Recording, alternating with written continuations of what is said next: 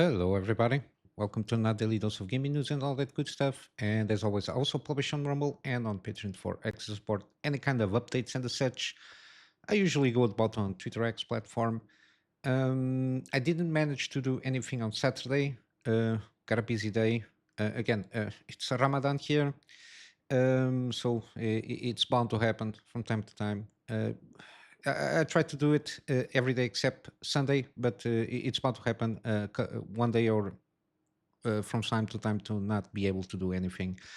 We will start today a new gameplay series, which is Planet of Lana. I will be publishing the first episode later today and already had completed Firewatch. I will eventually move this one to the 4K completed gameplay series so you can catch up if you like to check what this game is all about. In terms of other updates, this is what I got for now. So let's go to the news. Again, it seems that 12-volt power pin here continues to giving some issues here, specifically on the 5090. Again, the 5090 demands more power than the 4090, so I think this situation is going only to increase in terms of high temperature on the cables there. Again, it's a shit show. I don't know why NVIDIA on this, especially on these high-end GPUs, 5090s, 5080s, 4090s, and even to a certain extent 4080s, did not include on the board itself some kind of power regulator or stabilizer or something like that. I know it's possible because they had managed to do that in the 3090 Ti, which was the first GPU that did include this 12-volt power pin.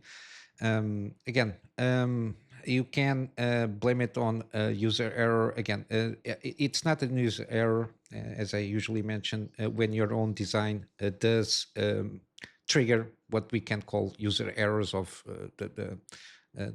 the connector not being completely fitted. If you don't have a secure mechanism for that, again, it's a flaw in the design itself. And then the fact that it's strange that even from the PSU part, they don't have like a stabilizer of the current that sends to each cable because it's a 12-volt power pin. So 6 cables deliver power, 6 are grounded, and then we have the four sense pins. We have from the Bauer, this time is from Andreas Schillings from Hardware Lux. They have having this thing happening again, which is the cables reaching 150 degrees, which is not good, and it's centigrades, is not Fahrenheit, which is very worrying. Again, they are doing this in a kind of a control environment per se, so they are expecting and looking for this kind of situations. This is troublesome because for this kind of amperage go through these cables, we already see with the Bauer exploration sometimes supposedly the 600 watts should be evenly distributed between the 6 cables that deliver the power, and they supposedly should over around maximum 10 amperes per cable. And the fact that this cable is reaching this kind of high temperatures it's indicating that the power is not balancing, or it's not balanced between the 6 cables delivering the power, and it will eventually just a couple of cables delivering the full 600 watts at around 50 or so amperes. Usually, again, it gives more resistance.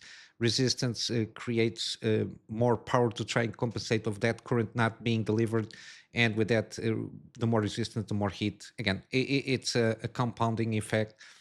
And we saw here on Hardware Lux again, Andreas Schillings from Hardware Lux again. These are people that know what they are doing, and they are exploring what is happening here. And again, from what I've been seeing is a lack of.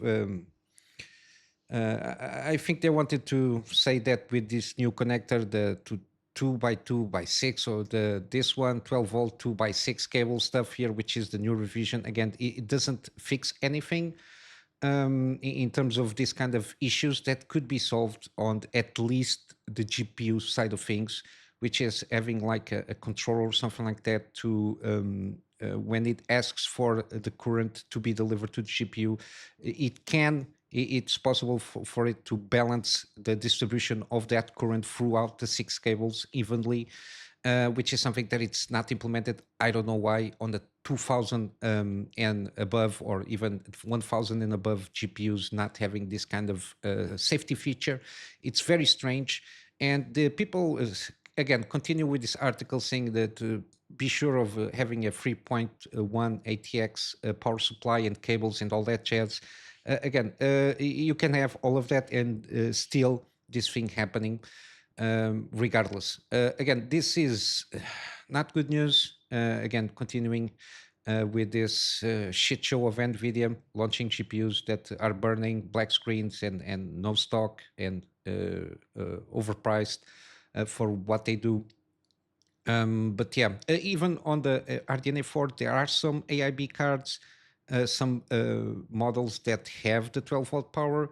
It seems they don't also have this kind of feature. But again, given that this GPU, the 9070 XT, hovers around 300 and something watts, I don't think there is a huge risks of occurring the same situation that we have been founding from even the 40 series, 4090s, because the demand and power and even the tolerances of the cable itself, I think it can handle without any issues with this lower wattage. But yeah, it's not good.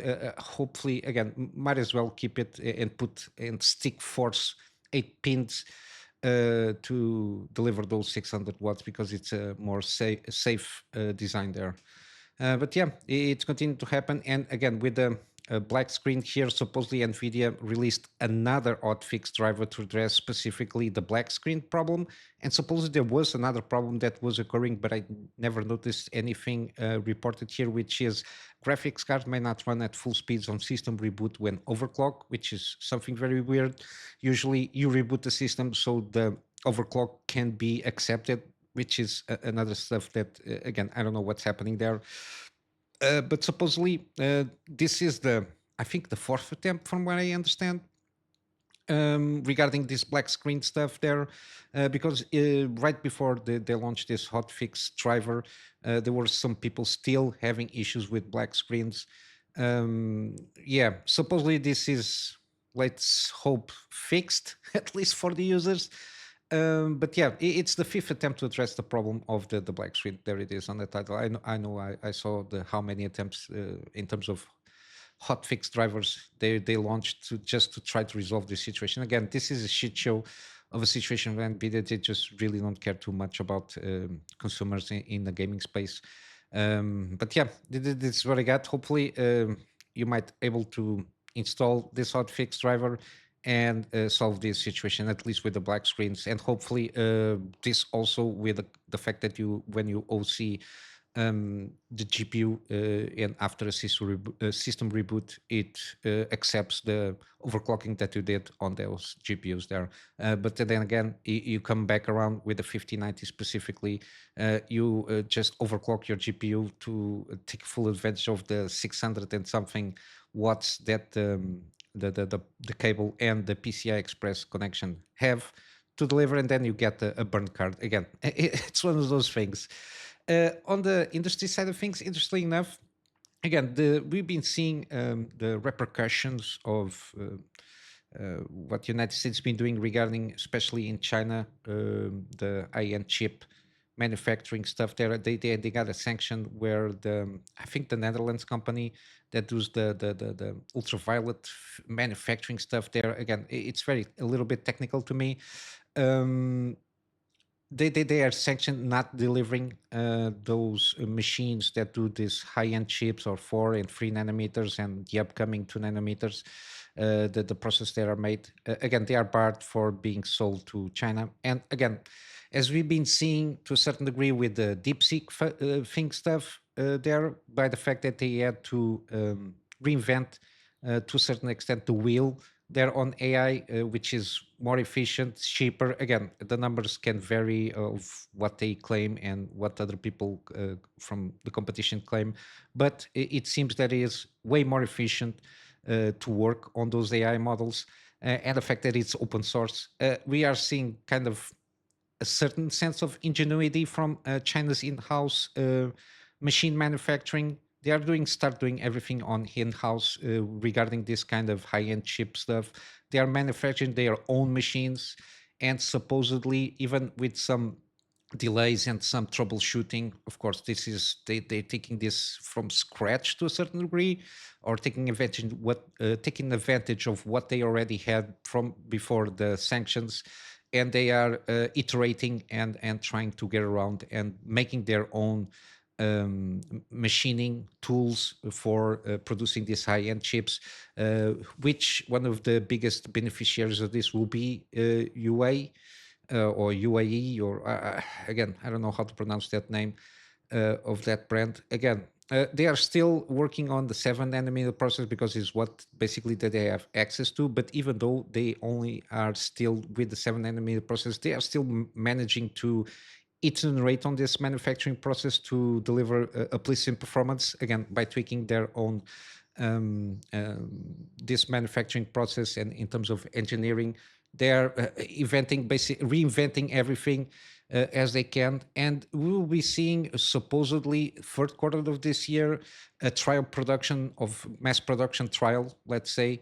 They seem to be starting to start out with this let's say trial productions phase, which is it's sooner that the prediction that I saw around a few months ago, when they start claiming that China with this kind of sanctions will be 10 years behind or something like that. Again, not even a year has passed since those claims, and they are already starting to do a trial run, let's say. And I will assume maximum 2 years, if everything goes well with them, they will start being competitive with the market itself. And again, people tend to forget again. With the power of the manufacturing that infrastructure that China already has, when they start doing this, they will launch basically kind of the same level of quality of chips at a cheaper price, which will blow the market on the European market, and even on the Intel side of things, on the foundry side, that they are trying to, I don't know, revamp the production infrastructure on the United States regarding these high-end chips. Again, it basically will backfire. Um, I think the long-term strategy for this kind of situation is you keep the competition, or the competitors, or the enemies, as they like to say, you keep them hooked on your own technology, and you let them stay dependent on your own technology, so they don't feel incentivized to start doing their own thing out of nowhere. But you keep them dependent within margins of not not to a sense that they will feel the need of doing their own thing. I think it's the best strategy. It's a balancing act, but again, when you cut off out of nowhere with this kind of sanctions, and you let them, given that they have even in engineering base on the university side of things, the STEM fields there, they have, just in raw numbers, they have more people than anybody else. And yeah, eventually they will discover and go about and introduce their own technologies, especially on these high-end chips, which is kind of war race to who has the best chips. But yeah, they are already starting, supposedly by the end of this year, starting to do some trial runs with these high-end chips, and see how it goes. If the yields are good, if everything goes well, we might be starting to see in a couple of years they are announcing their own competition, for example, with AI accelerators competing probably um, with at least AMD, NVIDIA, to a certain extent, because they will always make things a little bit more cheaper. And only that, by and the scale numbers of them managing to do cheaper stuff, it's what they gain advantage on the markets that they are inserted in. But yeah, interesting stuff to see. Let's see how this goes. Again, lack of nuance when dealing with this kind of I don't know situation regarding these things, especially from part of Europe, United States. It's something that is going to a certain degree backfire on them, um, because again, when there is a will, there is a way. In terms of games, we got Death Stranding 2, a 10-minute trailer for Kojima for this game, and it's going to be released on June 26th for PlayStation 5. Eventually, it will be launched for PlayStation and I will assume Xbox Series. Given that Kojima Productions owns the franchise itself, so it's not dependent on the demands of PlayStation or not. There are some pre-orders here and there. I didn't watch the trailer by myself because I don't want to get spoiled with anything that might have happened on the first game. I think I need to at least, if not play by myself, I need to complete the game, the first one, because yeah, when the second comes out, I don't want to be spoiled by anything that might happen on the first one. But yeah, it seems a good trailer. This comes from the SXSW panel. Again, I didn't cover that. It's not something that interests me too much. It's kind of insider stuff there for them to pat on their own backs. And pre-orders will start on March 17. There's interesting stuff here that from the little statues there and all that jazz. Very, very interesting stuff as usual from Hideo Kojima. Hopefully, it's a banger, at least at the same quality of the first one, because from what I played from the first one, it's really, really good. On other stuff, we got here an announcement of a game, very interesting, Rootbound. Basically, it's a physics-based action adventure about a planting quest to save its home from a mysterious blight. Equipped with your sentient backpack, you venture into a broken world. Basically, it's an isometric kind of pixel art style game, solving puzzles, fight dangerous monsters, and uncover secrets of a long forgotten civilization. Very interesting stuff here. I really did enjoy the trailer there. That's why I'm covering this. Again, links are in the description below of everything that I'm covering. And yeah, this seems to be an interesting game. And lastly, we got Atomfall. This is one of those that I've completely forgot. Last week, I knew I was missing something because there are some kind of the final previews for Atomfall, which is people are calling the British Fallout. Again, this seems to be more in line according to the preview. Again, this is from IGN. It's the first one that I found. I just want some footage here and to see how it feels. It feels like a mix between Fallout in the sense that true Fallout, in the sense that you can do anything, can approach everything at your own pace. There are kind of no quest markers. It seems you have to go about and read stuff and follow the clues. And suppose you can kill everybody, which is interesting to how you approach the game. But there are some systems similar to the last. Oh my god, what's the game? He mentions the game here, which is the oh my god, Stalker. Similar to Stalker in terms of also in terms of systems, how they work. But yeah, it's interesting. Since the first trailer that I saw, Atomfall, I was interested in playing this game. Let's see how good it is in terms of reviews.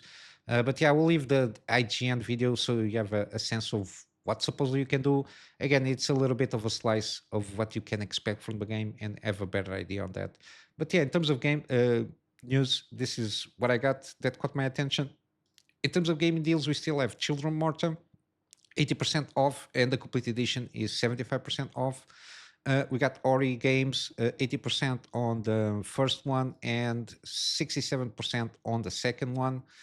We got Atomic Heart, 65-ish percent on all editions. This is one of those that I will eventually play out. And again, you can try out the demo to see if there's something to your liking. I really did quite enjoy the showcase that they did. Already played the demo. Also, it is on my gameplay list on demo stuff there. We got Sekiro, 50% off, a rare occurrence of having From Software games on a deal. Then you got Jagged Alliance free, 50% off also. We got Liza P, 40% off also, and then you got the Invincible. This is one of those that I'm really interested in trying out. Also, very narrative driven, based on a best-selling author book in terms of science fiction, and it's 40% off also. But yeah, I'll wrap up for today with just a quick plug on the Patreon there for access support. The access support itself is more in line for me to be able to get better storage solutions so I can have backups of stuff that I do for my clients, given that I'm using at this moment a lot of pen drives and disks. But yeah, external disks. But yeah, and also again to have a little bit more space for the videos that I do for the channel. But yeah, basically this is it. Hope you have a wonderful day, and I will see you in the next one. So until then, Kunamy Master out.